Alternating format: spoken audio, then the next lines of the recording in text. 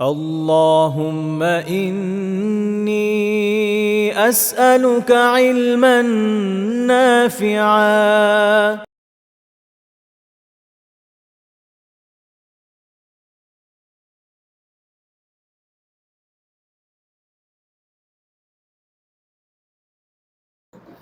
আসসালামু আলাইকুম রহমতুল্লাহ। কেমন আছেন সবাই? আশা করি ভালোই আছেন। আলহামদুলিল্লাহ, ওয়াসসালাতু ওয়াসসালামু আলা রাসূলিল্লাহ, আম্মা বাদ। সবাইকে স্বাগত জানাচ্ছি আমাদের কবিরা গুনাহ বিষয়ক নিয়মিত দার্সে। আলহামদুলিল্লাহ, আমরা ইতিমধ্যে অনেকগুলো টপিক আলোচনা করেছি। আজকে এই অধ্যায়টা হচ্ছে বাবু মা জাআ ফি লানিল মুসলিম, মুসলিমকে লানত দেওয়া, মুসলিমকে অভিশাপ দেওয়া বিষয়ক অধ্যায়। আপনাদের খেয়াল থাকবে হয়তো যে অভিশাপ বিষয়ক আমরা এর আগে তো আলহামদুলিল্লাহ আলোচনা করে ফেলেছি কিছুটা। এর আগে একটা অধ্যায় এটা নিয়ে আলোচনা ছিল, বাবু মা জাআ ফিল লান। এটা ছিল আমভাবে ব্যাপকভাবে লানত সম্পর্কিত মাসালা মাসাইল নিয়ে আলোচনা বলতে পারেন, ওই বিষয়ে কি রেওয়ায়াত আছে। এখন বিশেষভাবে শেখ রাহিমাহুল্লাহ তাআলা গ্র্যাজুয়ালি আরও চারটা টপিক নিয়ে আসবেন একের পর এক, যেটা মূলত এটার সাথে সম্পৃক্ত। আসলে একই আলোচনার শাখা প্রশাখা বলতে পারেন। প্রথমে আসবে এটা যে মুসলিমদের উপর লানত বিষয়ে, বিশেষভাবে এর পরের অধ্যায় আসবে কাফের বিষয়ে, যে মৃত ব্যক্তি তাদের ব্যাপারে, তারপরে জীবিত ব্যক্তিদের বিভিন্ন অভিধায় ভূষিত করা, তারপরে বাবা মার উপরে। এই হলো মোট চারটা, এক দুই তিন চার, স্টেপ বাই স্টেপ এই চারটা টপিকে হবে। আমি জানি না আজকে শেষ করতে পারবো কিনা, বাট যদি পারি তাহলে মূল টপিক এই চারটা অধ্যায় যদি শেষ করতে পারি, আজকে আমাদের একটা টপিক পুরো কভার হয়ে যাবে। আপনি মানে প্রত্যেকটা যদি উনি আলাদা অধ্যায় করেছেন, বাট এগুলো কি কোরিলেটেড। তো আমাদের প্রথম অধ্যায় এটাই, এই বিষয়ে যে বাবু মা জাআ ফিল আনিল মুসলিম, একজন মুসলিমকে লানত দেওয়া বিষয়, মুসলিমকে লানত দেওয়া বিষয় অধ্যায়। যেহেতু লানত বিষয় আলহামদুলিল্লাহ আমরা এর আগে আলোচনা করে এসেছি, ওইটা নিয়ে আর আমাদের আরেকবার বলার দরকার নেই।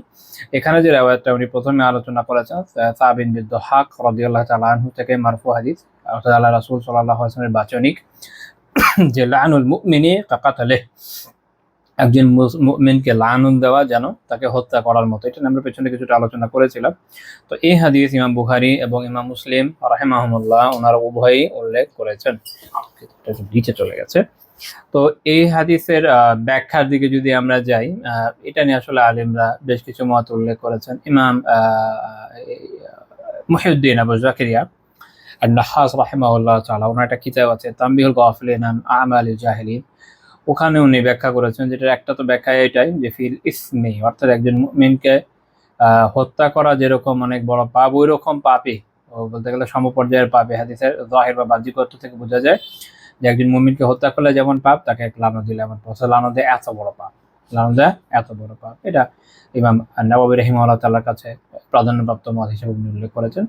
আরেকটা অর্থ আছে, আরেকটা অর্থ হচ্ছে এইটা হতে পারে, সেটা হলো দেখেন এটা একটা রূপকের মতো, তখন সেক্ষেত্রে অর্থ ধরতে হবে। যেমন একজন মুমিনকে বা একজন মানুষকে যদি আপনি দুনিয়াতে হত্যা করে, কেউ যদি দুনিয়াতে হত্যা করে ফেলে, তো দুনিয়ার যত নাজ নিয়ামত তা থেকে সে বঞ্চিত হয়ে গেল কিনা, অর্থাৎ দুনিয়ার যে সুখ শান্তি এটা থেকে সে বিচ্ছিন্ন হয়ে গেল, কর্তৃত হয়ে গেল। তো কাউকে যখন লানত দেওয়া হয়, এটার উদ্দেশ্য হচ্ছে কি আল্লাহ তাআলার রহমত থেকে তাকে সেজন্য দূরে চলে যায়, দোয়া করা। লানত দিয়ে মূলত উদ্দেশ্য এটাই। তো আমরা এর আগে ব্যাখ্যা করেছি, এটা শাব্দিক অর্থ পারিভাষিক অর্থ নিয়ে আমরা আগে আলোচনা করেছি, যারা ওই দার্স দেখেনি দেখে নেবেন। তো কাজেই যখন কেউ লানত দিচ্ছে কাউকে, তার মানে হচ্ছে যে তুমি আল্লাহ তাআলার রহমত থেকে বঞ্চিত হও, আল্লাহ তাআলার রহমত থেকে দূরবর্তী হয়ে যাও। তো এর মানে হচ্ছে যে আখিরাতে তার যে নিয়ামত সেটা থেকে সে বঞ্চিত হয়ে গেল। তাহলে এটা হচ্ছে যেন দুনিয়াতে কাউকে হত্যা করার মতোই বড় ব্যাপার, তাই না? তো উভয় ক্ষেত্র থেকে এটা কি বোঝা গেল, যে তাহলে আমরা এর আগে এটার বিস্তারিত আলোচনা করেছি যে মুআইয়িন শখস বা সুনির্দিষ্ট ব্যক্তিকে লানত দেওয়া শরিয়া বৈধ ইউজুয়ালি করে নাই। মূলত ব্যাপকভাবে কোনো একটা শ্রেণীকে তাদেরকে লানত দেওয়া যেতে পারে, যেমন মিথ্যাবাদীদের উপর আল্লাহ তাআলা লানত করো, জালেমদের উপরে পড়ো, এরকম ভাবে বলা। স্পেসিফিকলি খুবই খুবই ক্রিটিক্যাল কিছু কিছু কেসে দেওয়ার সুযোগ শরিয়াতে আছে, এর বৈধতা আছে। সেক্ষেত্রেও বান্দা কি হতে পারবে না, লাআন হতে পারবে না। অর্থাৎ এটা বলতে পারেন যে একদম পুরো অভ্যাসগত লানতকারীতে পরিণত হওয়া যাবে না, প্রচুর লানত দেওয়া যাবে না, কালেভদ্রে দেওয়া যেতে পারে। এই হচ্ছে পার্থক্য। এরপরে তিনি যে হাদিসটা উল্লেখ করেছেন, এটা সহিহ বুখারীর হাদিস। সেটা হচ্ছে একজন ব্যক্তিকে নবী সাল্লাল্লাহু আলাইহি ওয়াসাল্লামের কাছে আনা হলো, উনি মদ পান করেছিলেন। আল্লাহ রাসূল বলেন যে জীবহু, তাকে মারো, অর্থাৎ মদ পানের যে সাজা সেটাকে তার উপর আরোপ করা হচ্ছে। তো বর্ণনাকারী আবু হুরায়রা রাদিয়াল্লাহু তাআলা আনহু বলছেন, ফামিন যারিবু বিয়াদি, আমাদের মধ্যে কেউ তাকে হাত দিয়ে মারলো, ওয়াদ যারিবু বিনাআলি, কেউ তাকে চটি জুতা আছে না, আমরা এখন কি বলি স্লিপার, এখন ওই সময়টা আসলে হুবহু তো মিলবে না, মনে করেন কাছাকাছি। তো এই ধরনের যে জুতা ছিল ওটা দিয়ে মারলো, দরাবে বিসাওয়াবিহ, কেউ কাপড় দিয়ে মারলো। তো অর্থাৎ যার হাতে যা ছিল তা দিয়ে মেরেছে। শুরুতে মদ পানের যে হদ, সেখানে একদম সুস্পষ্টভাবে চাবুক মারার বা চাপকানোর যে বিধান এইভাবে ছিল না। এটা ওই সময়কার কথা। ফালাম্মা সরাফা, যখন সে চলে যাচ্ছে, ইয়ে শেষ, তারপর হদ কায়েম করা শেষ হয়ে গেছে। ফালা বা'দুল কওম, তখন একদল লোক এরকম বলল যে আখজাকাল্লাহ, আল্লাহ তাআলা তোমাকে লাঞ্ছিত করেন। তো এখন আমাদের দেশের মানুষের যে মেন্টালিটি, চিন্তা করেন, আমরা কিন্তু এরকমই চিন্তা করি অনেক সময়। এবং কথাবার্তার মধ্যে এই ভাবটা ফুটে ওঠে। কেউ ধরেন কোনো পাপ করলো, কিছু করলো, তাকে এমন ভাবে দোয়া করে যে আল্লাহ তো তোমাকে লাঞ্ছিত করো, তুমি ধ্বংস হও, তুমি অপদস্থ। আচ্ছা, এটা কোনো কথা হলো? তো আপনি কি চান দুনিয়াতে কেউ জান্নাতে যাবে না? এটা তো কোনো কথা হলো না। এখন কেউ যদি এক্সেসিভ জালেম হয়, অনেক বড় ফাসিক হয়, এই পর্যায়ে যে মানুষকে অনেক ক্ষতিগ্রস্ত করছে, ওটা ভিন্ন কথা। কিন্তু ৮-১০টা সাধারণ মানুষ সবাই তো কোনো না কোনো গুনাহে লিপ্ত। আপনি যদি গণহারে লানতে দিতে থাকেন, ওটা আলটিমেটলি একসময় দেখা যাবে কি ভুল লানত হওয়ার কারণে আপনার উপরেই তো পড়বে। তো রাসূলুল্লাহ সাল্লাল্লাহু আলাইহি ওয়াসাল্লাম কিন্তু এটাকে সমর্থন করলেন না। উনি বললেন, লা তাকুলু হাযা, এটা বলো না, তোমরা এরকম বলো না। কেন? উনি ব্যাখ্যা করছেন, লা তুঈনু আলাইহি শাইতান, তার বিরুদ্ধে শয়তানকে সাহায্য করো না। তার বিরুদ্ধে শয়তানকে সাহায্য করো না। কিভাবে? দেখেন, শয়তান চায়, এটা ২ টা দিক হতে পারে। এক হচ্ছে শয়তান চায় যেন বান্দা পাপের মধ্যে লিপ্ত হয়ে লাঞ্ছিত হয়। তো এক তো হচ্ছে এই বান্দা পাপ তো করেছে, তারপর সারাই যে সাজা তা আরোপ হয়ে গেছে, এটুকুই যথেষ্ট দুনিয়ার সেন্সে। আল্লাহ তাআলা নিজে তো এর বেশি কোনো সাজা দেন নাই, দিয়েছেন নাকি?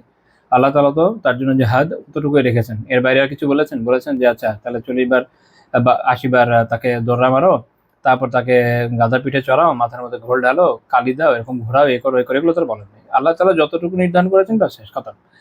আল্লাহ তাআলা অতটুকুই দিয়েছেন যতটুকু বান্দার জন্য দরকার। বান্দার সংশোধনে যতটুকু দরকার আল্লাহ তাআলা দিয়ে দিয়েছেন। এর বেশি তো যাওয়ার দরকার নেই।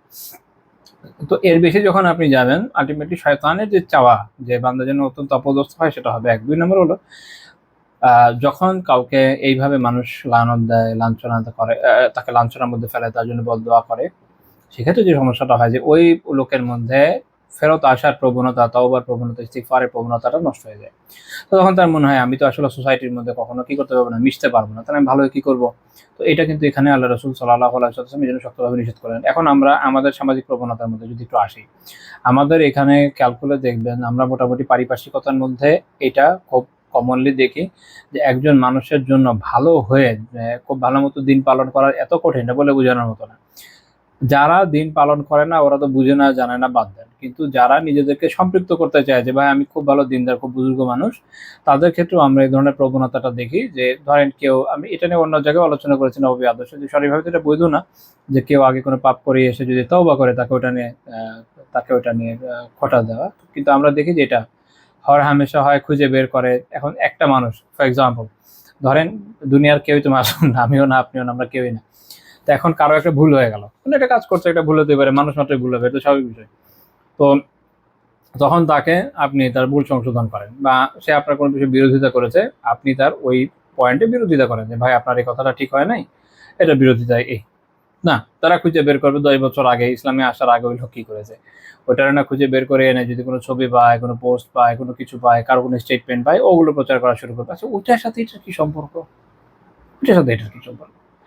এর তো কিছু হবে না, এর কিছুই হবে না। বড় যে দুনিয়াতে আপনি তাকে একটু মুসিবতে ফেলতে পারবেন। যদি আল্লাহর রহমতে আলহামদুলিল্লাহ সে হেদায়েতের উপর থাকে, তাহলে এই যে আপনি তাকে সমস্যায় ফেললেন, প্রথমত এটার জন্য অগণিত সওয়াব সে লাভ করবে। আপনি তার উপর গীবত দিয়ে করেছেন, তাকে খোঁটা দিয়েছেন, বিভিন্ন সমস্যায় ফেলার চেষ্টা করেছেন। ইনশাআল্লাহ তাআলা উত্তম সবরের মাধ্যমে সে সুউচ্চ মর্যাদা পেয়ে যাবে আল্লাহ তাআলার কাছে। আর আপনি নিজে আসলে লাঞ্ছিত হবেন কোথায়? দুনিয়া এবং আখিরাতে। দুনিয়াতে বুঝলে বুঝলেন, না বুঝলে নাই। কিন্তু আখিরাতে তো একদম ক্লিয়ারলি বুঝা যাবে। কারণ ওই জায়গাতে, ওখানে তো আসলে কোনো লাভ নাই। শরিয়ার বাইরে যা চলেছেন, ওখানে গিয়ে কাউরে ধরে পার পাওয়ার স্কোপ নেই। যা আকাজ করা হয়েছে তার ফল সামনাসামনি চলে আসবে। কাজে এটা আমাদের মাথায় রাখা জরুরি। কোনোভাবেই যেন আমরা শয়তানকে সাহায্য না করি আমাদের ভাই বা বোনদের বিরুদ্ধে। আলহামদুলিল্লাহ কেউ হেদায়েতে আসে, খুবই ভালো। পৃথিবীর বিভিন্ন দেশে আমার একটা পছন্দের একসময় টপিক ছিল যে যারা রিভার্ট হন, তাদের জীবনী দেখা, পড়া। তো আমি এর বিষয়ে কিছু বই-টই একসময় পড়েছি, কিছু ভিডিও দেখেছি। আলহামদুলিল্লাহ আমার এটা খুব ভালো লেগেছে যে পৃথিবীর অনেক দেশে এমন প্রফেশন থেকে মানুষ আলহামদুলিল্লাহ দিনে এসছে, এত চমৎকারভাবে এরপরে দিনে চিত হয়েছে, যেটা আমাদের দেশে তো চিন্তাভাবনার বাইরে। আমাদের দেশে তো ধরেন যে কোনো জায়গা থেকে আসুক, তাদের আসলে সমাজের মধ্যে আ আবার ঠিকমতো দিনের উপরে থাকা, এটা মানে বাইরের লোক বাদ দেন না, যারা দিনদার আছে এদের কথা শুনতে শুনতে তো মাথা খারাপ হয়ে যাবে, নিজের মনে হবে আমি যে কি করলাম ভুল, এরকম ফিল হয়ে যাবে। ওইটা ফিল করতে তারা বাধ্য করে। এটাই হচ্ছে শয়তানকে সাহায্য করা। অথচ অথচ এলাকার সবচেয়ে বড় ঘুষখোর, সবচেয়ে বড় বদমাইশ, সবচেয়ে বড় চোর, সবচেয়ে বড় বাটপার, সবচেয়ে বড় সন্ত্রাসী যে ব্যক্তি, এরা যদি ধরেন হঠাৎ করে দেখবেন যে হজ করে আসবে, মসজিদে বড় ডোনেশন দেবে, নিয়মিত নামাজ পড়বে, কোনো আল্লাহর বান্দার সাহস হবে না এর নিয়ে কোনো কথা বলে। এই হচ্ছে আমাদের সিচুয়েশন। Pathetic, very pathetic. যেটা হওয়ার কথা সেটা নয়, তার থেকে একদমই উল্টা। মনে রাখেন, এটাই হলো মূল কথা, শয়তানকে যেন আমরা আমাদের ভাই এবং বোনদের বিরুদ্ধে সাহায্য না করি। আলহামদুলিল্লাহ, যে দিন এসছে আহলান ওয়া সাহলান। এরপর আমাদের কাজ হচ্ছে আমাদের সর্বপ্রথম তাকে সাহায্য করা, তার জন্য দোয়া করা। আল্লাহ তাআলা তাকে হেদায়েতের উপর কায়েম এবং দায়েম রাখেন, এবং নিজেদের জন্য দোয়া করা। আমরা কোথাকার কে যে হেদায়েতের উপর থাকবো? আল্লাহ তাআলা যদি না রাখে, হেদায়েতে থাকার উপায় আছে? কোনো উপায় নেই। কত বড় বড় লোক ফেসে গেছে, আর এখানে নিজেরা এক একজনকে এরকম মনে করছে যে ভাই আমি তো এসে গেছি। এই বিষয়ে একটা কথা বলবো আমি।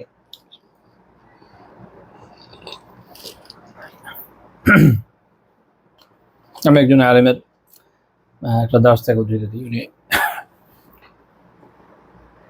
সহিহ বুখারীর একটা দার্সে একটা মজার একটা কথা বলেছিলেন। সেটা হচ্ছে প্যাথেটিক অবভিয়াসলি, বাট আমাদের শিক্ষণীয়। এটা হচ্ছে আমাদের অবস্থা হচ্ছে এরকম যে আমরা যখন কারো সমালোচনা করি, সেই সমালোচনার আন্দাজ, সেই সমালোচনার ভালো করে বুঝতে হবে না তো ভুল বুঝবেন। আমরা যখন কাউকে দিনী সার্কেলের মধ্যে কারো সমালোচনা করি, তখন সেই সমালোচনার যে আন্দাজটা, এই আন্দাজটা নবী রাসূলদের টাইপের হয়ে যায়। আলিয়াযুবিল্লাহ। এটার মানে কি? মানে হচ্ছে এটা, দেখেন নবী রাসূলগণ তো মাসুম, নবী রাসূলরা মাসুম, তো তাদের কোনো পাপ নাই, তো তারা তো জান্নাতে যাবে। কিন্তু তারপরও তারা কৃতজ্ঞ বান্দা হন। এই জন্য কৃতজ্ঞতা পরবশ হয়ে ওনারা আল্লাহ তাআলার প্রচুর ইবাদত করেন, এবং আল্লাহ তাআলার মারিফাত হাসিল হওয়ার কারণে তারা আল্লাহ তাআলাকে বেশি ভয় পান। কিন্তু তারা যখন প্রতিপক্ষের খণ্ডন করেন, তখন এটা ইয়াকিনী, এটা হয় কি ইয়াকিনী, দৃঢ়। উনি জানেন যে ওনার বিপক্ষে যে কাফের আছে সে আসলেই কাফের, কোনো কনফিউশন নেই। উনি জানেন যে এর এই হালাত, রাইট? ওনার কোনো কনফিউশন আছে? নাই। কারণ ওনার কাছে ওয়াহী নাজিল হয়। রাসূলুল্লাহ সাল্লাল্লাহু আলাইহি ওয়াসাল্লাম জানতেন আবু জাহেল কি, আবু লাহাব কি, তো উনি এদেরকে রদ করে যা বলেছেন, তাহলে ইয়াকিনী, দৃঢ়। তো তাই তার আন্দাজটা হয়, যদিও তারা আবদিয়াতের অনেক বড় মাকামে থাকেন, যদিও তারা আল্লাহ তাআলার শুকরগুজার বান্দা হন, যদিও তারা অত্যন্ত বিনয়ী হন, কিন্তু তারা যখন খণ্ডন করেন বিপক্ষ কুফফার শক্তিকে, তখন এটার যে আন্দাজটা হয় এটা ইয়াকিনী, খুব সুদৃঢ়তার সাথে, কারণ তাদের ওখানে কোনো কনফিউশন নেই। অন্যদিকে আমরা সাধারণ মানুষ যারা আছি, আমাদের তো আসলে ওয়াহিও নাই, আর আমাদের কি নাই, মাসুমিয়াতও নাই। আমরা সব একজন গুনাহ সাগরে ভাসছি। তা আমরা আবার আরেকজনকে যখন খণ্ডন করি, প্রথম বিষয় মনে রাখতে হয় যে আমার নিজের কোনো তো মানে গ্যারান্টি না, আমি যে পার হয়ে যাবো, কোনো গ্যারান্টি আছে? কোনো গ্যারান্টি নেই। দ্বিতীয় হচ্ছে অপরপক্ষ যাকে আমি বলছি, সেটাও যে অ্যাকচুয়ালি একদম ইয়াকিনীভাবে দৃঢ়তার সাথে বলা যাবে যে তারটাও ঠিক বেঠিক, এটা সব ক্ষেত্রে সঠিক হয়ও না। কারণ অনেক সময় একাধিক স্কোপ আছে, একটা বিষয়কে দেখার আলাদা নজরিয়াত আছে, অনেক ব্যাপার ট্যাপার থাকে। কাজে এটা ইয়াকিনী না, এটা এক ধরনের জন্য এক ধরনের প্রবল ধারণার উপর ভিত্তি করে আমরা একটা কথা বলি। কাজে আমাদের আন্দাজ হতে হয় তখন নমনীয়, যে হ্যাঁ আমি তো এটা ঠিক মনে করি বলেই বলছি, মানে আমি যে কাজটা করছি বেঠিক হলে তো আর করতাম না, ঠিক মনে করেই বলছি। হ্যাঁ তোমারটা হলে হইতে পারে, বাট আমি প্রবল ধারণা রাখি আমারটা ঠিক, ঠিক আছে? এর একটা অপশন থাকে। কাজেই যখন একজন সাধারণ মানুষ বা একজন সাধারণ মানুষ বলতে যারা নবী রাসূল নন, এরা যখন বিপক্ষ দলের সমালোচনা করবে, কাউকে খণ্ডন করবে, তার আন্দাজ হবে এরকম বিনয়পূর্ণ, হ্যাঁ বিনয়পূর্ণ, এবং আল্লাহ তাআলার দিকে রুজু হয়ে মুতাওয়াজ্জু হয়ে, যে আল্লাহ আমার পক্ষ থেকে যতটুকু আমি সঠিক বুঝেছি অনুযায়ী করলাম। তার মধ্যে যখন বিনয় থাকে, তাওয়াজু থাকে, ওটার মধ্যে ইয়াকিনী সুরতটা থাকে না, দৃঢ়তার সাথে যে খণ্ডন করে দেয় ওইটা ভাবে হয় না। কিন্তু আমাদের এই যে পুরা হালত হচ্ছে এরকম, সেটা যেদিকেই তাকান, ডানে বামে উত্তর দক্ষিণ পূর্ব পশ্চিম, সেখানে এক একজন খণ্ডন করতেছে যেন একদম পুরো নববিধ আছে। লে ভাই কিভাবে কিভাবে হাও? তো উনি শায়েখ এটা সুন্দর একটা কথা বলেছিলাম, যার কথা বলছি, খুব চমৎকার কথা বলেছেন।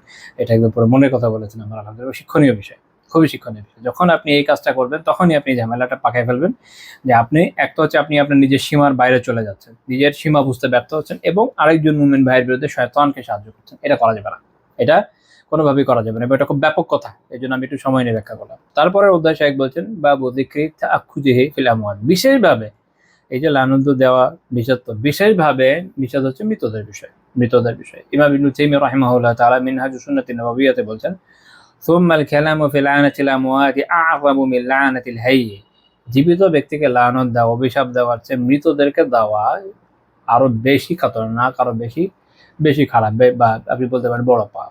এই বিষয়ে কথা উনি ওখানে কিছু বলেছেন। এটা থেকে দলিল শায়েখ রাহিমাহুল্লাহ তাআলা উল্লেখ করেছেন, এবং ইবনে তাইমিয়া রাহিমাহুল্লাহ উল্লেখ করেছেন সহিহ বুখারীর 1993 নম্বর হাদিস, আয়েশা রাদিয়াল্লাহু তাআলা আনহা তিনি বলেন যে নবী সাল্লাল্লাহু আলাইহি ওয়াসাল্লাম বলেছেন, লা তাসাব্বুল আমওয়াত ফাইন্নাহুম কাদ আফদাউ ইলা মা কদ্দামু। তোমরা মৃতদেরকে গালি দিও না। যদি সাব এর অর্থ আমি গালি বলি, দুইটা শব্দ আসবে, সাব এবং শতম। আমরা পরে ইনশাআল্লাহ একটু আলোচনা করবো যদি আল্লাহ তৌফিক দেয়। তো এটা আসলে কটু কথাও হয়। সাব একটা ব্যাপক শব্দ, এর মধ্যে গালি যায়, কটু কথা যায়, সবই হয়। তাহলে তাসাব্বুল আমওয়াত, তোমরা মৃতদেরকে গালি দিও না বা কটু কথা বলো না। কেন? ফাইন্নাহুম কাদ আফদাউ ইলা মা কদ্দামু, কারণ তারা তো তাদের স্বীয় কর্মফলেই পৌঁছে গেছে। কেন দিবে না, এটার আরেকটা কার্যকর আরেকটা হাদিসে পাওয়া যায়। ইমাম আহমদ রাহিমাহুল্লাহ তাআলা মুসনাদে উল্লেখ করেছেন 18,210 নম্বর হাদিস, লা তাসাব্বুল আমওয়াত, তোমরা মৃতদেরকে গালি দিও না বা তাদের কটু কথা বলো না। কেন? ফাতুউযু আল আহইয়া, ফাতুউযুল আহইয়া, কারণ এর মাধ্যমে তোমরা আসলে জীবিত যারা, অর্থাৎ তাদের যারা আত্মীয় স্বজন, এদেরকে কষ্ট দিবে। কারণ ওদের তো আর কষ্ট এখন আর কিছু হওয়ার নেই, কিন্তু পাবে হলো জীবিত যারা, তারা কষ্ট। তো এইটা শেখ শোয়েব রাহিমাহুল্লাহ সহিহ বলেছেন। ইমাম ইবনুল জাওজি রাহিমাহুল্লাহ তাআলা কাশফুল মুশকিল মিন হাদিসে সহিহাইন বলছেন, আল মানা, এদের তাৎপর্য বা উদ্দেশ্য হচ্ছে কদ সারু ইলা খাজা ইমা খাদ্দামু ওয়া ইন কানু কদ খুজু বিশররি ফায়াকফি মা হুম ফিহি ওয়া ইন কানু কদ গুফিরা লাহুম লাম ইয়াদুররাহুম আস-সাবু। তিনি বলছেন যে এই যে যারা মৃতরা না, তারা এদের পূর্বের যে তাদের যে আগে যে কর্ম যা যা করা, এটা তো করে এখন প্রতিদানের জায়গায় চলে গেছে। এখন ওইখানে গিয়ে তারা তাদের প্রতিদানের অলরেডি সাজার মধ্যে আছে। কবরে থাকলে কবরে আযাবে তো আছে, তাই না? কিয়ামত কায়েম হওয়ার আগ পর্যন্ত একটা সিচুয়েশন তো তারা থাকবে। তো ওখানে অলরেডি তারা একটা কঠিন পরিস্থিতির মধ্যে আছে। শাস্তির জন্য তো এটাই যথেষ্ট। নতুন করে এদেরকে গালমন্দ করা, কটু কথা বলার প্রয়োজন তো নেই। আর যদি ক্ষমা করে দেওয়া হয়, যদি এমন হয় যে তারা মাগফুর, আল্লাহ মাফ করে দিয়েছেন অলরেডি, তাদেরকে একটা দুটো ভুল তো দুনিয়া সবাই থাকে, কিন্তু ওইটা আল্লাহ মাফ করে দিয়েছেন, তাহলে তো তোমার এই গালমন্দ আসলে তার কোনো ক্ষতি করবে? করতে পারবে না। তো উভয় ক্ষেত্রে এটা আসলে আমাদের কোনো কাজের না। সবচেয়ে গুরুত্বপূর্ণ বিষয় এখানে শিক্ষা এটাই দেওয়া হচ্ছে যে আপনি যখন এমন কারো ব্যাপারে কিছু বলবেন যে মারা গিয়েছে অলরেডি, এটা যদি এরকম হয় যে সে মাগফুর, ক্ষমাপ্রাপ্ত আল্লাহ তাআলার কাছ থেকে, তো তাকে বলার মাধ্যমে আল্লাহ তাআলার খোদ আপনি হাসিল করবেন, আর তো কিছু হবে না। কারণ সেক্ষেত্রে আল্লাহ তাআলার প্রিয় বান্দা না হলে তাআলা মাফ করেন না। 2 নাম্বার হচ্ছে যে যদি এরকম হয় না আসলে ভালো না, ম্যাক্সিমামটাই খারাপ ছিল, সেক্ষেত্রে সূরাতে একটু বিস্তারিত আলোচনা আছে, একটু পরে ইনশাআল্লাহ আমি আবার বলবো। বাট সংক্ষেপে একটা গুরুত্বপূর্ণ কথা হচ্ছে এখানে, যে এটা যদি কোনো খায়ের না থাকে, কোনো কল্যাণ না থাকে স্পেসিফিকলি এই বিষয়ে আলোচনায়, তাহলে এটা মুসলিম কেন করবে? সেটাই না করা হচ্ছে। যে যদি সাজার বিষয় হয়ে থাকে এবং এই লোক সাজার প্রাপ্ত হওয়ার মতোই খারাপ হয়ে থাকে, তো সে সাজার জায়গায় চলে গেছে। তুমি যদি কোনো কল্যাণ থাকে আলাপ আলোচনা, সেটা আলাদা কথা, বাট সেটা যদি না থাকে, অহেতুক যদি তাকে বকা দাও বা তার ব্যাপারে কটু কথা বলো, তাহলে এটা হচ্ছে লাইয়ানি কাজ, এমন কাজ যা তোমার আসলে কোনো উপকার আসছে না। আর মুসলিমের ইসলামের সৌন্দর্য হচ্ছে কি, তার মিন হুসনিল ইসলামিল মারই তারকুহু মা লা ইয়ানিহ। ইমাম তিরমিজি রাহিমাহুল্লাহ যে বর্ণনা করেছেন হাদিস, যে মুসলিমের ইসলামের সৌন্দর্য হচ্ছে সে এমন কাজ বর্জন করবে যেটা তখন কাছে আসে না। ইসলাম আমাদেরকে খুবই প্রোডাক্টিভ হতে শিখিয়েছে আমাদের প্রিয় ভাই বোনেরা। ইসলাম আমাদেরকে শেখায় নাই যে একদম প্রোডাক্টিভিটি সব এক সাইডে ছেড়ে সারাদিন ঘরের মধ্যে বসে থাকি বা অন্য কোনো কাজ না করি, এরকম না। ইসলাম আমাদেরকে খুবই প্রোডাক্টিভ হতে শিখেছে। এই জন্য ইসলামের সৌন্দর্য হচ্ছে এমনকি কথাবার্তা, চিন্তা ভাবনাও এমন বিষয়কে বর্জন করা যেটা আমাদের কোনো কাজে আসে না। ঠিক আছে? আর এখানে দেখবেন একদল লোক আছে, তারা বিভিন্ন বিষয়ে মারপিট করবে, যেটা শুধু মানে ব্যক্তি না, মানব জীবনে কোনো কাজে আসে না, এমন জিনিস হালাল না হারাম এটা নিয়ে যে ফুটবল চলছে এনে চলবে। বিপুল পরিমাণ গরিব দেশ, গরিব মানুষজন, তারা তাদের সম্পদ নষ্ট করছে অকাজে।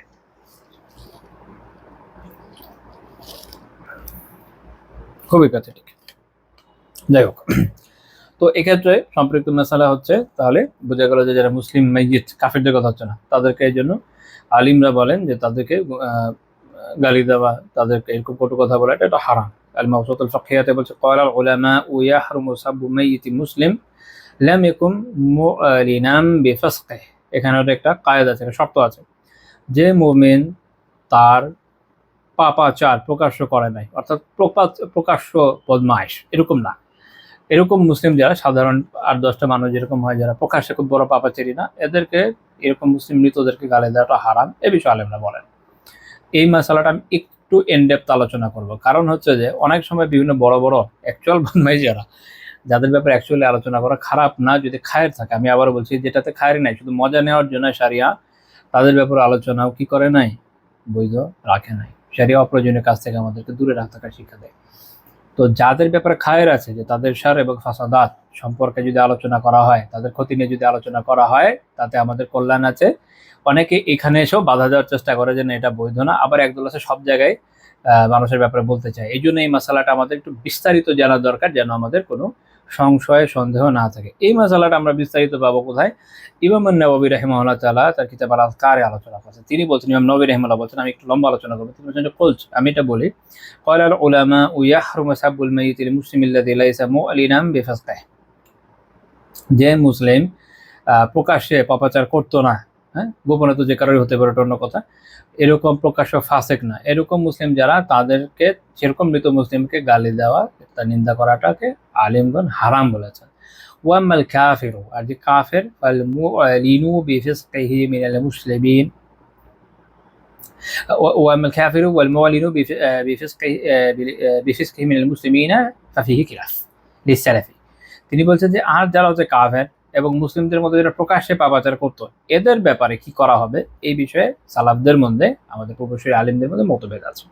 ওয়াজাআত ফিহি নুসুসুম মুতাকাবিলা, এক্ষেত্রে যেটা হয়েছে যে রেওয়ায়াতগুলোর মধ্যে মুখোমুখি হওয়ার মতো পরস্পর বিরোধী রেওয়ায়াত আছে। ওয়া হাসিলুহু আন্নাহু সাবাতা ফিন নাহি আন সাব্বিল আমওয়াতি মা যাকারনাহু ফি হাযাল বাব। তো বলছে যে এই অধ্যায়ে আমি মৃতদেরকে গালি দেওয়ার, নিষেধ হওয়ার বিষয়ে যে রেওয়ায়াত উল্লেখ করেছি এটা প্রমাণিত, ঠিক আছে।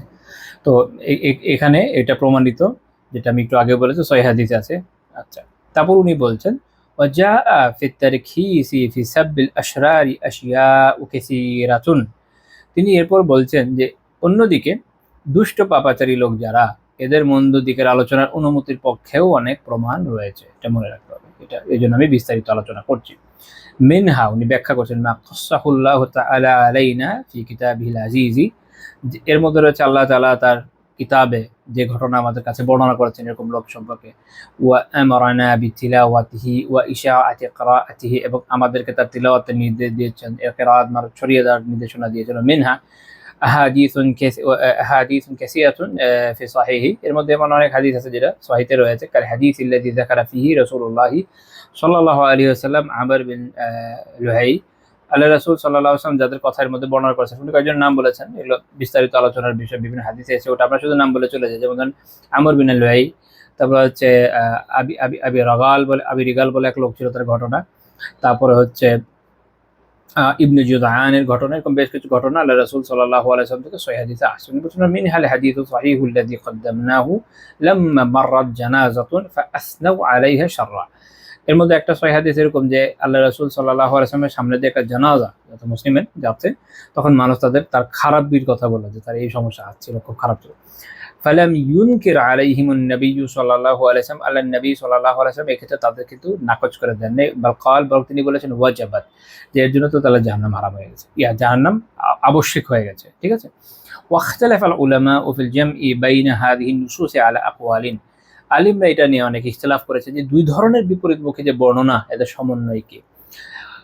তিনি বলছেন, ইমাম নববী বলছেন, উনি যেটা জোর দিচ্ছেন যে আসাহুহা ওয়া আযহারুহা, এর মধ্যে সবচেয়ে বিশুদ্ধ এবং সুস্পষ্ট অবস্থান হচ্ছে এইটা, আন্নাল আমওয়াতাল কুফফার ইয়াজুযু যিকরু মুসাউইহিম, যারা কাফের, মৃতদের মধ্যে যারা কাফের, এদের যে মন্দ দিক, এগুলো আলোচনা করা যায়, ঠিক আছে। কাফেরদের এখানে একটা গুরুত্বপূর্ণ কথা আমি আগে বলেছি, কাফেরদের হুরমত থাকে না, কিন্তু এটা আমি ইনডেপথ আলোচনা এখন যাবো, ফিকের আলোচনা।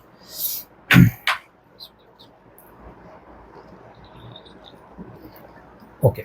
وأما أموات المسلمين الملعنين بفسق أو بدعة نحوهما, আর মুসলিমদের মধ্যে যারা সুস্পষ্ট পাপাচারী, সবার সামনে প্রকাশ্য পাপাচারী, ফাসিক, যারা বিদআতি বা এরকম যারা, ফায়াজুযু যিকরুহুম বিযালিকা ইযা কানা ফিহি মাসলাহাতুন লিহাজাতিন ইলাইহি লিতাহযীরি মিন হালিহিম। এখন যদি এদের এই যে অবস্থা, এদের যে বিদআত, এদের পাপাচার যা যারা করেছে, এগুলোকে আলোচনা করা, এর মধ্যে কোনো খায়ের থাকে, কল্যাণ থাকে, যার যেন মানুষকে এর সম্পর্কে, তাদের অবস্থা সম্পর্কে সচেতন করা যায়। ওয়াতানফীরি মিন কবুলি মা ক্বালুহু, এবং যদি এরকম হয়, এই যে এটাই বলা যায় যে তাদের যে মতামত, এটা থেকে গ্রহণ করা থেকে মানুষকে দূরে রাখা, এটা আর একটা কার্যকারণ। ওয়াল ইক্তিদাই বিহিম ফিমা ফাআলুহু, তারা যা করেছে এগুলোর অনুসরণ যেন মানুষ না করে, অর্থাৎ তাদের হালত জানানো, মানুষকে তাদের কথা থেকে সতর্ক করা, এবং তারা যে সকল অপকর্ম করতো মানুষ যেন তা না করে, এটা জানানোর মধ্যে যদি কল্যাণ থাকে, তাহলে এটা জায়েজ। ফাইন লাম তাকুন হাজাতুন লাম ইয়াজুজ, কিন্তু যদি এতে কোনো প্রয়োজন না থাকে, কোনো এরকম কোনো প্রয়োজন, এমন কোনো মাসলাহা নাই, তাহলে কিন্তু জায়েজ না। ولهذا التفصيل تنزل هذه النصوص وقد أجمع العلماء على جرح المجروح من الرواة والله أعلم। তিনি এরপর বলছেন যে এই বিষয়ে যে রেওয়ায়াতগুলো এসেছে, তারপর উনি একটা কথা বলছেন যে এই বিকরণে আলিমগণ এই বিষয়ে একমত হয়েছেন, যাদের ইজমা রয়েছে যে জারওয়াতে আদিলের একটা ব্যাপার আছে হাদিস শাস্ত্রে, যে কোনো কোনো বর্ণনাকারীর যখন হাদিসের সনদ যাচাই করা হয় কোন কোন বর্ণনাকারী কি হালত, তখন আলোচনা করতে হয় যে যেমন এই বর্ণনাকারী মিথ্যাবাদী ছিল, বা এই ছিল তার স্মৃতিতে এই দুর্বলতা ছিল, বা এত বছর বয়স পর্যন্ত ঠিক ছিল তারপরে গিয়ে সমস্যা হয়েছে, বা তার সে অমুক বিদাতি গোষ্ঠীর অন্তর্ভুক্ত, সে রাফিজি ছিল, বা সে কাদরিয়া ছিল, বা সে মরজিয়া ছিল। এখন তারা তো মারা গিয়েছে, কিন্তু তাদের সমস্যাগুলো বলা তাহলে এক্ষেত্রে বৈধ, কারণ এতে মাসলাহা আছে। ঠিক আছে, তাহলে আমরা একদম সংক্ষেপে কি বুঝি? সংক্ষেপে এটা বুঝলাম আমরা যে যদি কোনো মুসলিম, সাধারণ একজন মুসলিম যে মারা গিয়েছে, এই অবস্থায় তাকে গালি দেওয়া, নিন্দামন্দ করা, এটা তার জন্য আর বৈধ না, এটা ব্যক্তিদের জন্য কিনা বৈধ নয়। এখন এই যদি একটা লোক কাফের হয়, যদি এমন হয় যে একজন ব্যক্তি মুসলিম ছিল কিন্তু সে অনেক বড় পাপাচারী জালেম ছিল, ওই বিষয়ে মানুষ জানা দরকার, বা দেখা গেল যে সে বিদআতি ছিল, ফাসিক ফাজির এরকম ছিল, যে সে এগুলোকে মানুষের কাছে প্রপোগেট করেছে, কোনো মিথ্যা মতবাদ প্রোপাগান্ডা মানুষের কাছে ছড়িয়ে দিয়েছে, বা তার ব্যাপারে মানুষের জানা দরকার, তার কথাগুলো সম্পর্কে জানা দরকার, সচেতন হওয়া দরকার, তার কাজকর্ম সম্পর্কে জানা দরকার। এইরকম মাসলাহা যদি থাকে, এরকম কল্যাণকর ব্যাপার যদি থাকে, তাকে তার ব্যাপার জানানোর ক্ষেত্রে তখন এটা বৈধ যে তার বিষয়ে আলোচনা করা হবে।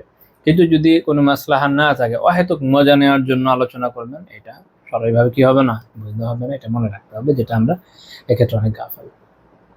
তারপরে অধ্যায় হচ্ছে বাবু যিকরি কওলি ইয়া আদু আল্লাহি আও ইয়া ফাসিক আও ইয়া কাফির আনাহে। এরপরে অধ্যায় হচ্ছে কাউকে এরকম বলা বিষয়ক আলোচনার অধ্যায়, যে কেউ কাউকে বলে যে আল্লাহর দুশমন, হে ফাসিক, হে কাফির, এরকম কথা। এগুলো সব ক্ষেত্রে মূল কথা একই, যে কারোর উপর কোনো কিছু একটা অপবাদ দিয়ে দেওয়া এমন, যেটা আসলে তার মধ্যে নাই। তার মধ্যে খুব ভয়ানক কথা হচ্ছে আল্লাহ তাআলা দুশমন বলা, এটা অনেক বড় কথা না? হ্যাঁ, অনেকে দেখবেন যেরকম যে কাউকে বলে বসে মতবিরোধ হবে, বলে দিবে যে হে আল্লাহর দুশমন। আছে আল্লাহর দুশমন আপনি কেমনে জানেন? বন্ধু হতে পারে। যদি এরকম হয় যে একদম ইসলাম থেকে বের হয়ে গেছে, মুরতাদ হয়ে গেছে, তো আলাদা কথা, ওটা অন্য কথা, কিন্তু সাধারণ মতভেদের জন্য এত বড় কথা বলা অনেক ভয়ানক। তো রাসূলুল্লাহ সাল্লাল্লাহু আলাইহি ওয়াসাল্লাম বলেছেন, লা ইয়ারমি রাজুলুন রাজুলা বিল ফুসুকি, একজন ব্যক্তি অপরকে কি বলবে না, এরকম বলবে না যে ফাসিক, মানে ফাসিক সরাসরি তার উপর ফাসিকের কথা বলবে না যে তুমি ফাসিক। ওয়ালা ইয়ারমিহি বিল কুফর, বা তাকে এরকম কাফের বলেও আহ্বান করবে না। ইল্লা ইরতাদ্দাত আলাইহি ইল্লাম ইয়াকুন সাহিবুহু কাযালিক। এখন যদি এরকম হয়, যেরকম যদি বলে, যাকে বললো যদি সে আসলে এরকম না হয়, তাহলে কি হবে? ইল্লা ইরতাদ্দাত আলাইহি, তাহলে এটা তার দিকে ফেরত আসবে, তার নিজের উপর আপত্তি হবে। সহিহ বুখারী 6035 নম্বর হাদিস। এই হাদিসটা আমরা ইনশাআল্লাহ পরে ব্যাখ্যা করব। 3টা হাদিস আছে অধ্যায়, একসাথে আমরা ব্যাখ্যা করব। তারপরে হাদিস ইমাম তিরমিজি রাহিমাহুল্লাহ সুনান থেকে আসা 1976 নম্বর হাদিস। রাসূলুল্লাহ সাল্লাল্লাহু আলাইহি ওয়াসাল্লাম বলেছেন, লা তালাআনু বিলানাতিল্লাহ, কাউকে তোমরা আল্লাহ তাআলার নামে লানত দিও না, ওয়ালা বিগদাবিহি, বা আল্লাহ তাআলার গজবের কথা এরকম বলা যে হ্যাঁ তোমার উপর আল্লাহ গজব পড়ুক, এরকম বলবো না। ওয়ালা বিন্নার, এবং কারোর জন্য এরকম দোয়া করো না যে হ্যাঁ তুমি জাহান্নামে যাও, এরকম। এই হাদিস ইমাম তিরমিজি ইমাম হাসান সহিহ বলেছেন। এই হাদিস আমাদের পিছনে আলোচনা আছে লানতের অধ্যায়, কাজে ওটা নিয়ে আমরা আলোচনায় যাব না। তারপরে হাদিস সহিহ মুসলিমের 61 নম্বর হাদিস, মান দাআ রাজুলান বিল কুফরি, কেউ যখন কাউকে কুফরের কথা বলে, যে তুমি এই কাফের, এরকম কোনো রাত আছে, ইয়া কাফের, হে কাফের, এরকম বলে, আর কল এরকম বলে যে আদু আল্লাহি, বা এরকম বলে যে আল্লাহর দুশমন, ওয়ালাইসা কাযালিকা, যদি এরকম হচ্ছে সেরকম না আসলে, ইল্লা হারা আলাইহি, তাহলে এটা তার উপর আসবে। হারা আলাইহি মানে রাজা আলাইহি, না মানাসাব আলাইহি, সে একা যা বলেছে এটা তার উপর ফেরত আসবে। ঠিক আছে, তো এই রেওয়ায়াতগুলোর মূল কথা হচ্ছে যে কাউকে হে ফাসিক বলা, হে কাফের বলা, ঠিক এরকম বলে আল্লাহর দুশমন বলা, এইভাবে কারোর উপর আক্রমণ করা, এটার যে নিষেধাজ্ঞা সেটা আমরা এই হাদিসগুলোতে পেলাম। এটা অত্যন্ত বড় ভয়ানক পাপ, কারণ বলা হয়েছে যে যদি সে এরকম হয় তাহলে তো একটা কথা, কিন্তু যদি না হয় কি হবে? হারা আলাইহি, তাহলে তার উপরে চলে আসবে, যে বলেছে তার উপরে চলে আসবে। কোনো কোনো রেওয়ায়াতে এরকম রাজা আলাইহি এরকমও আছে। এটা নিয়ে আমি একটু লম্বা আলোচনা করতে হবে, এটা নিয়ে ইনশাআল্লাহ। ইমাম আন-নাওয়ী রাহিমাহুল্লাহ তাআলা সহিহ মুসলিমের ব্যাখ্যায় এই হাদিসের ব্যাখ্যায় 5টা সম্ভাবনার কথা বলেছেন। মনে রাখেন যে কিছু কিছু হাদিস আছে এগুলো আসলে ব্যাখ্যা খুব মুশকিল, ওলামা এটা নিয়ে অনেকগুলো মতভেদ করেছেন। তো এই হাদিসের সম্ভাবনাগুলো আমি যদি সংক্ষেপে বলি, প্রথম অভিমত হচ্ছে এরকম যে এই যে বলা হচ্ছে যে যে বললো তার উপরে চলে আসবে, বা সে এটা তার উপরে আসবে। এখন এটা একটা ব্যাপার আছে, কোনো কোনো জায়গাতে আছে বা আবিহা এরকম আছে, বা তার কাছে ফেরত আসবে।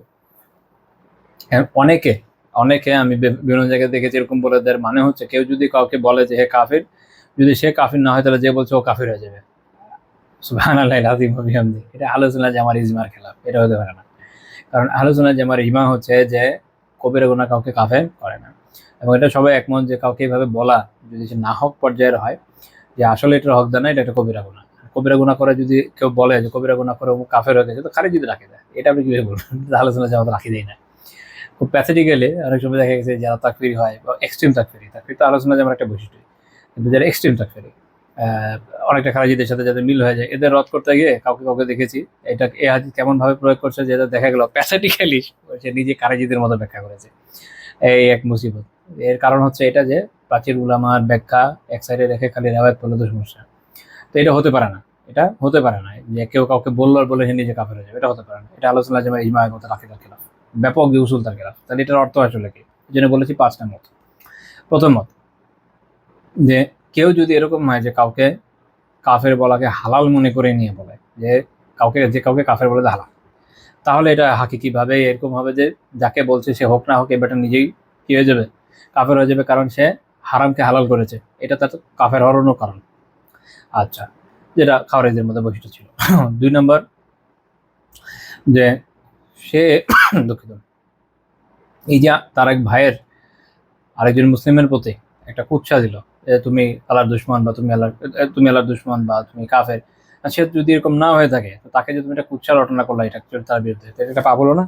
তো তার দিকে ফেরত আসা মানে যে বলেছে, যাকে উদ্দেশ্য করে বলেছে, সে যদি এমন না হয় তাহলে যে বলেছে সে এটার জন্য পাপী হলো। 3 নাম্বার হচ্ছে এটা যে এই ধরনের কথা আসলে খারিজিরা বলে, এই ধরনের কথা আসলে খারিজিরা বলে, এরকম একটা মত আছে। এটা ইমাম মালিক রাহিমাহুল্লাহ তাআলা বলেছেন, যেটা কাজী ইয়াদ রাহিমাহুল্লাহ তাআলা এটা কপি করেছেন। তবে ইমাম নবী রাহিমাহুল্লাহ বলছেন যে মতটি সঠিক না।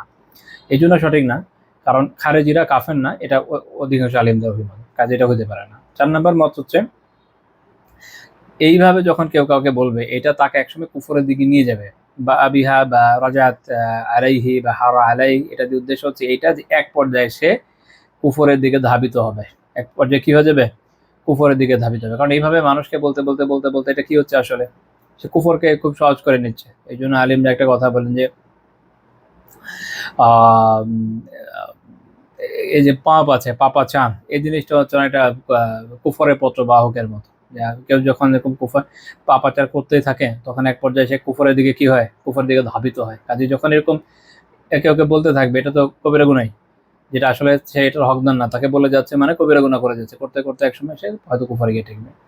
আরেকটা ইমাম আবু আওয়ানা রাহিমাহুল্লাহ তাআলা মুস্তাখরাজ আলা সহিহ মুসলিমে একটা রেওয়ায়তে এই প্রসঙ্গে উনি এনেছেন, যেটা থেকে এটা প্রমাণিত হয় এই ব্যাখ্যাটা। সেটা হচ্ছে এটা এরকম আছে যে ফাইন কানা কামা ক্বাল, যদি সে তার ব্যাপারে যা বলেছে ঠিক হয়ে থাকে তাহলে তো হলো, ওয়া ইল্লা যদি না হয় ফাকাদ বা আবিল কুফরি, তাহলে সে কুফর সহ ফেরত আসবে, মানে একসময় তার মধ্যে এই কুফরটা এসে যাবে। অন্য রাতে বলছে যে ইদা ক্বালা লিয়াকিহি ইয়া কাফিরু ওয়াজাবা আল কুফরু আলা আহাদিহিমা, যখন কেউ তার ভাইকে বলে যে কাফের, তো দুজন একজনের উপর তো কুফর আবশ্যক হবে। সেটা এখনই হওয়া জরুরি না, সময়ের সাথে হবে। ইমাম নবী রাহিমাহুল্লাহ ব্যাখ্যা অনুযায়ী বোঝা যায়। 5 নম্বর অভিমত হচ্ছে যে যখন কাউকে ভাবে কাফের বললো, ঘোষণা করলো, এইটার বলে যেহেতু সে যদি সে কাফের না হয়, এটা যে একটা অপরাধ, এই অপরাধের ফল তার কাছে চলে আসে, তো এর ফলে সে নিজে কবিরা গুনাহগার হয়েছে। আল্লাহ আলম, মূল কথা এটা। এবং ইমাম আহমদ রাহিমাহুল্লাহ থেকে ইমাম আসনাম আহমদ একটা বর্ণনা উল্লেখ করেছেন, মোটামুটি যা দেখলাম সব মিলে কথা এটাই, যে যখন কেউ কাউকে এইভাবে বলে, এই জন্য শেখ মোহাম্মদ বিন আব্দুল ওয়াহাব রাহিমাহুল্লাহ এখানে এটাকে কুফর হিসেবে আলোচনা করেন, কি হিসেবে আলোচনা করেছেন, কবিরা গুনাহ। কাজে যখন কেউ কাউকে এইভাবে বলে যে আল্লাহর দুশমন, হে ফাসিক, হে কাফের বা এরকম, তো এইটা আসলে যদি সে এরকম হয়ে থাকে তো আলাদা কথা, কিন্তু ধরেন যদি আসলে সে না হয়, তাহলে তাকে এভাবে বলা, এটা তার উপর একটা অপবাদ, তাকে তাকে একটা মিথ্যা একটা তহমত দেওয়া, এটার জন্য ব্যক্তি নিজে কি হবে, কবিরা গুনাহে আক্রান্ত হবে, তার কবিরা গুনাহ হয়ে যাবে। 1 2 নাম্বার হচ্ছে যেভাবে আরেকজন ব্যক্তিকে লাঞ্ছিত করার উদ্দেশ্যে যখন কেউ এভাবে বলে অন্যদের সামনে হাসি তামাশার বস্তুতে পরিণত করার জন্য বলে, সেটার জন্য আরেকটা কবিরা গুনার মধ্যে সে পড়ে যায়। এরকম বেশ কিছু কবিরা গুনাহ এই বিষয়ের সাথে যুক্ত হয়। এছাড়া যদি এটাকে হালালাইজ করে বসে থাকে যে হ্যাঁ আমি দুনিয়ার যে কাউরে তাকফির করতেই পারবো, সে কাফের হোক বা না হোক, সেক্ষেত্রে তো সে অনেক বড় কবিরা গুনাহ করেছে, যেমন কবিরা গুনাহ যেটা মানুষের ঈমানকে নষ্ট করে দেয়। তো আলটিমেটলি এটা খুবই খতরনাক কাজ, খুবই খতরনাক কাজ। কাজে এই ধরনের কাজ থেকে বেঁচে থাকা আবশ্যক।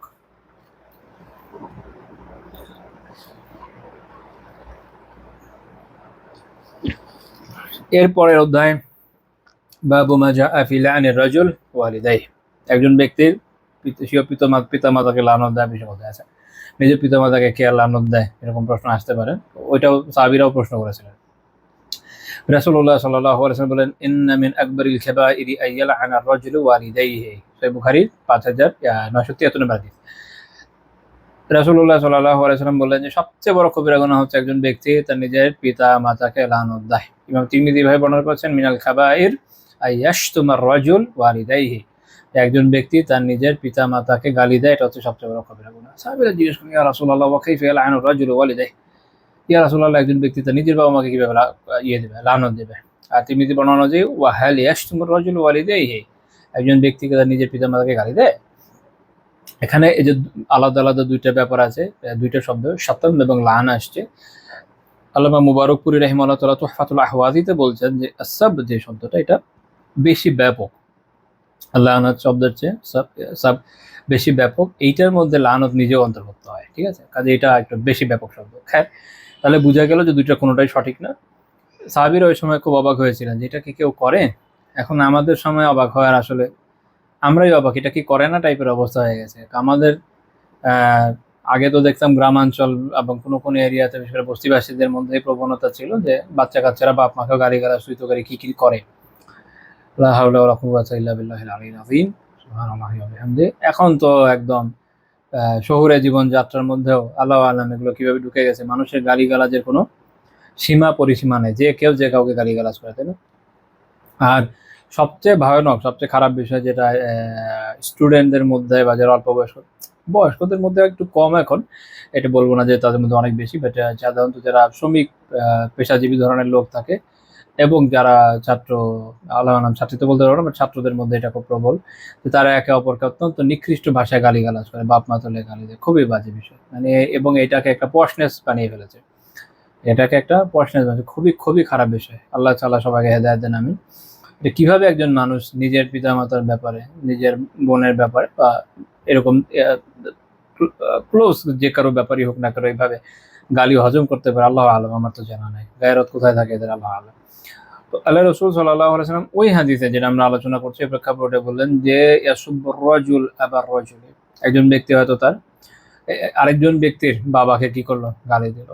ফায়াসুব্বু আবাহু ওয়ায়াসুব্বু উম্মাহ, তো সে কি করলো, সে এর বাবা এবং মাকে গালি দিল।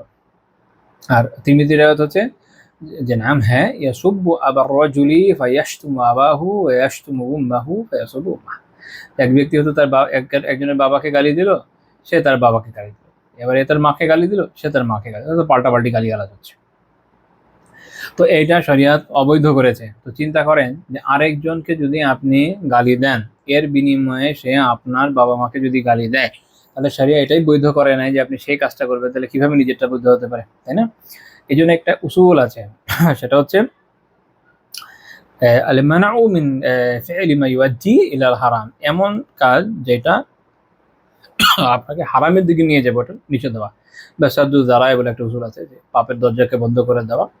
তো এখানে মূল কথা হচ্ছে এটা এমন কাজ করাকে শরিয়া বৈধ রাখে নাই যে কাজ আপনাকে আলটিমেটলি আরো বড় কোনো হারামের মধ্যে নিয়ে যাবে। হ্যাঁ, যে কারণে আল্লাহ তাআলা কুফফারদের যে দেবদেবীদেরকে গালিগালাজ করা শরীয়ভাবে কি করেন নাই, বৈধ করেন নাই। আচ্ছা, এটা একটা কথা মনে রাখেন, কুফফারদের দেবদেবীদেরকে গালিগালাজ করা বৈধ করা কিন্তু ঠিক আছে, কিন্তু তাদের সমস্যার ত্রুটি নিয়ে আলোচনা করা অবৈধ করেন নাই। যদি ওটা না করে তাওহীদের দাওয়াত কিভাবে হবে? হ্যাঁ, কেউ কেউ দেখবেন এটা নিয়ে আসবে।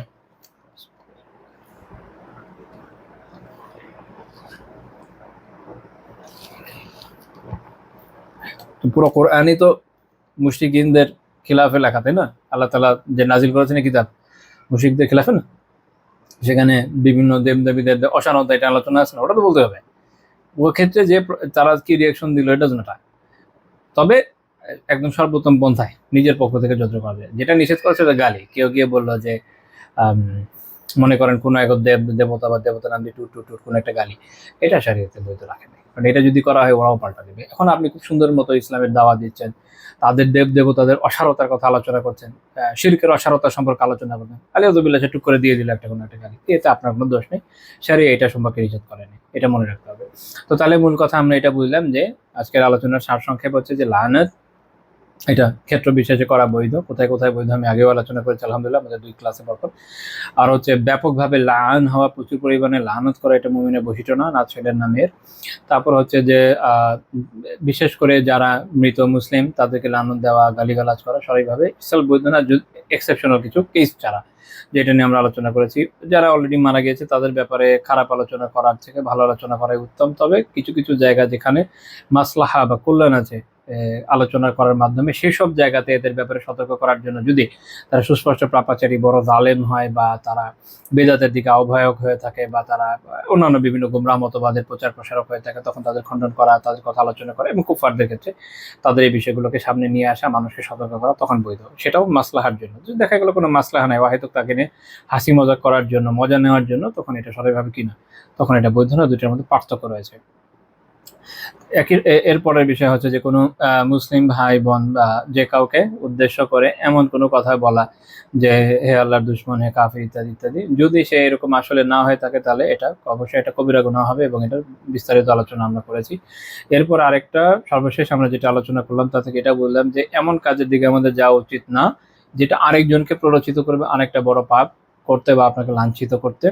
আর বিশেষ করে নিজের বাবা মা বা অন্য কারো বাবা মা কাউকে গালিগালাজ করা সরাসরিভাবে বৈধ না। এখন মানুষ দেখা যায় যে কি করে, তার উপর খেপে গিয়ে সবার আগে তার 14 গোষ্ঠী গালিগালাজ করে, এটা কোনোভাবেই বৈধ না। গালি তো একজনকেই দেওয়া যায় না, 14 গোষ্ঠীকে কিভাবে গালি দিবেন?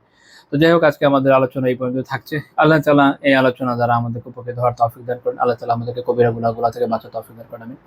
আমরা আলহামদুলিল্লাহ অনেকগুলো কবিরা গুনাহ এখন পর্যন্ত আলোচনা করেছি। আজকের আমাদের এই অধ্যায় সহ যদি আমরা হিসাব করি, 58টা অধ্যায় আলহামদুলিল্লাহ আমাদের আলোচনা হয়েছে। 58টা অধ্যায়, শুধু 58টা না, আরো অনেক বেশি কবিরা গুনাহ আলোচনা হয়েছে সম্পৃক্ত হিসাবে, এবং অনেক মাসাইল আলোচনা হয়েছে। আমি জানি না আপনারা কতটুকু শুনেছেন, মনে রাখতে পেরেছেন। আল্লাহ তাআলা আমাদের মনে রাখার তৌফিক দেন এবং এই কবিরা গুনাহগুলো থেকে বাঁচার সর্বাত্মক তৌফিক দান করেন। আমিন। আজকে আমাদের আলোচনা এই পর্যন্ত থাকছে। আল্লাহ তাআলা আমাদের আমলগুলোকে কবুল করে নেন, এবং আল্লাহ তাআলার দ্বীনের এই আলোচনা উসিলায় আমাদের ইহকাল এবং পরকাল কল্যাণ দ্বারা ভরিয়ে দেন। সুবহানাকাল্লাহুম্মা বিহামদিক, লা ইলাহা ইল্লা আনতা, আস্তাগফিরুকা ওয়া আতুবু ইলাইক।